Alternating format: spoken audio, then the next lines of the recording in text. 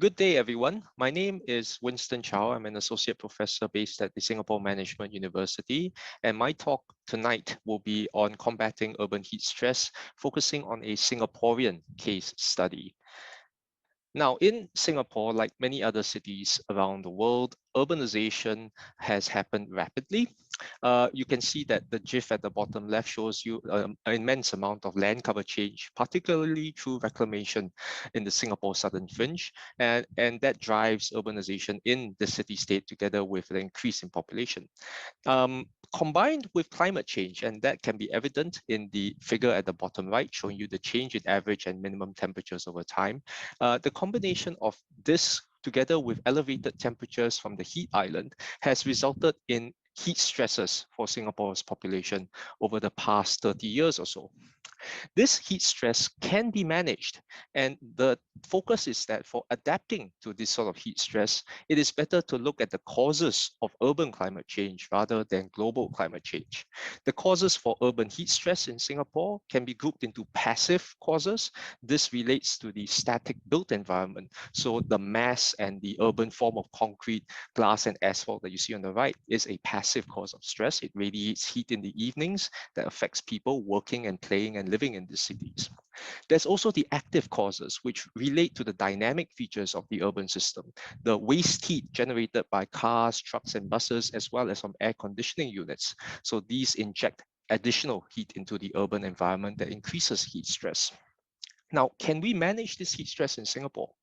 I'm a principal investigator in the Cooling Singapore initiative, in which we try and look at solutions to address the urban heat challenge in Singapore. It's gone through 3 iterations. The current iteration is CS 2.0, starting from last year until 2023. The aim for this project is to develop a digital urban climate twin that will help policymakers to test what-if scenarios and look at climate responsive design guidelines that can reduce heat stress in Singapore. Some of the work that we've done so far involves looking at passive and active strategies. In this case, issues like more green infrastructure, transportation that's more efficient, using lighter colored or reflective materials on roads and buildings, less or more efficient energy consumption, playing around with the aspect ratio or the urban geometry, adding in more water features or water bodies, or increasing the amount of shade from buildings and from vegetation to try and reduce heat stress.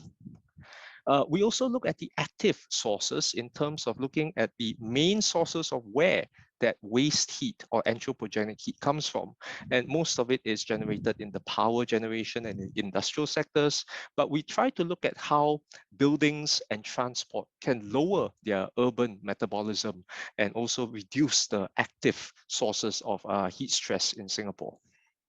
So as part of the work for CS2, 1.5 and CS 2.0, we've been testing out these selected strategies, which you can see on the top and the bottom of the slide, the various approaches to reducing heat stress. And we try them in combination to look for potential synergies that can enhance the cooling and reduce the heat stress, or particular trade-offs in which one approach might actually stymie or block the effectiveness of the other approach. So we've played around, or we've tested this in models looking at particular building types like a single tower podium, and we find that in these simulations, the most effective way to reduce heat stress is to have an elevated podium in which airflow can pass through unimpeded at pedestrian level to allow people who walk underneath in the podiums to have a much more cooler and thermally comfortable environment. So this linking of synergies is, I think, rather important when we look and apply at other sorts of climate hazards that are relevant in cities, such as flood risks. And these similar synergies do exist for reducing heat and for flood risks. 2 examples come to mind: green infrastructure, like what you see here as the Bishan Ang Mo Kio Park in Singapore, where the green spaces not only lower temperatures for the surrounding residential areas, but also help to control the floods along the Kallang River for this part of Singapore. Other sorts of design elements like permeable pavements that allows the surface to breathe also reduces the heat stored during the day, reduces the heat island and heat stress at night, and at the same time reduce your flood risk. So one way to examine this is to look at the potential ecosystem services that are provided by these particular approaches to identify the potential synergies that work. The other thing to note, and this is something that we found throughout the past 3 years that I've been a PI for this project, is that for effective and sustained success for this project to happen, there must be a good partnership between the 3 Ps, people, public, and private. How we do this is, as a research team, we collaborate and we communicate frequently with governmental agencies, with media, with the private sector, to showcase our results and to make sure that, hey, let's go beyond siloed thinking to make sure that we are all on the same page to make sure that we can reduce climate risks, be it from heat or be it from floods. So I hope that my talk gives you these 3 key takeaways: to know the specific causes of any urban climate hazard so that you can effectively adapt to it. You have to look out for the synergistic options for any urban climate risk to get the maximum bang for your buck. And then to manage urban heat stress or manage any urban climate hazard in Singapore or any other urban area, you need strong partnerships to make sure that the adaptation approach is sustained and successful. Thank you very much for listening to my talk. You can contact me at this email address or on Twitter, and I look forward to questions from the audience later. Hello, everyone. My name is Stephanie Erwin. I'm a landscape architect at KuiperCompagnons, one of the oldest urban planning and architecture firms in the Netherlands. And today I'd like to share with you the Coolkit, a toolkit for designers of the public realm. The Coolkit was a collaboration between Amsterdam University of Applied Science and KuiperCompagnons. I'll cover the basics today of the Coolkit, so why it was made, what exactly is it, and how to use it. So the Coolkit, why was it made? Designers do not know yet for sure what heat resilient design looks like, so the Coolkit was developed to help with this. KuiperCompagnons translated the research project, The Heat Resilient City, into the Coolkit to make the content more accessible to designers. The Coolkit is a visual overview of design guidelines and measures for a more heat resilient and livable public realm. So what does this look like, and how can designers employ the Coolkit? Here are 3 guidelines that are easily measurable, testable, and leave room for the designers to design. The first is distance to cool place. The second is percentage of shade on walking areas. The third is percentage of green per neighborhood typology. These 3 guidelines can be applied separately or reinforce each other. The first guideline, distance to cool place. It's important to define what a cool place is. And this very simply is cool, pleasant, publicly accessible, seating in the shade, and a minimum of 200 square meters to be effective.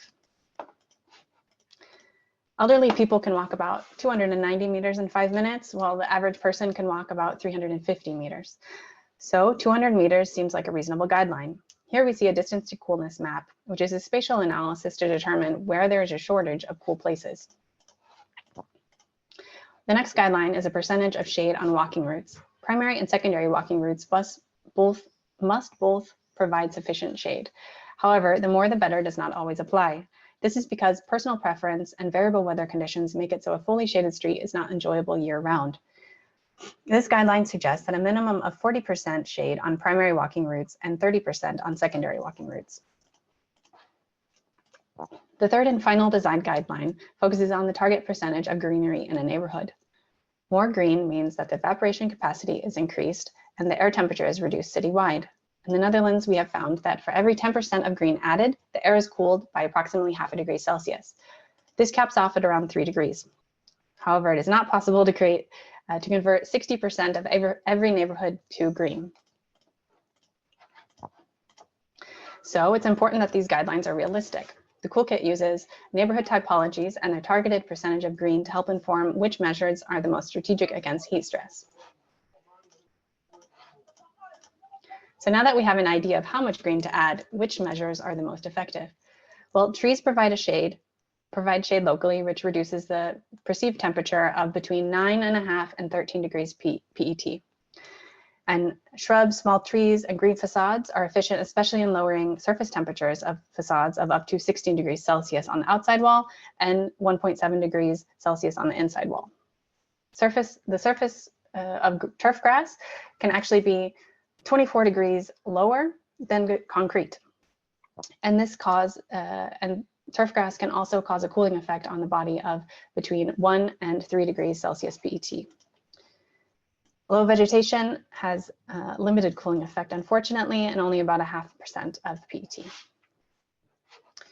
So now that we have an idea of which guidelines and which measures are effective, let's look at a specific typology and see how we can apply them. So here we see a high-rise city center neighborhood typology, similar to what you'd find in Singapore. Typically, there's very little green. Most of the surface is paved with tall buildings over 9 stories. And you also see that the solar radiation varies per street orientation. So let's zoom in to the east-west street orientation. On the north side of the street, we see that it receives the most sun throughout the day, whereas the south side is almost always shaded by buildings. Adding more trees would be advantageous on the north side of the street, as they provide shade on the walking areas and also on the facades. Trees can create cool places in neighborhoods since many people do not have their own gardens. The cooling effect of trees and the specific typology and the specific street orientation is between 11 and 13 degrees PET.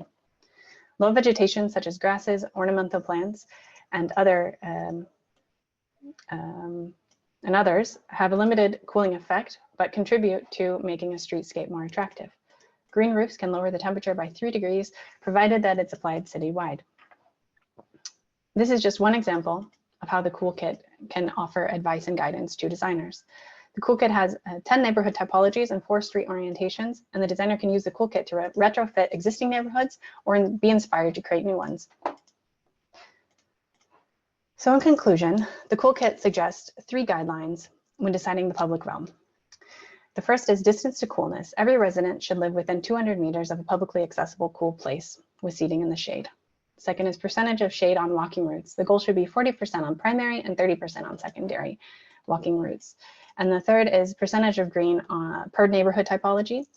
And in general, for every 10% of green you add, the air is cooled by 0.5 degree, but this maxes out at 3 degrees Celsius. So as promised, here is the QR codes to download both documents if you wish. There's the research report, the Heat Resilient City in Dutch, and then the Cool Kit is also available for download. It's also in Dutch.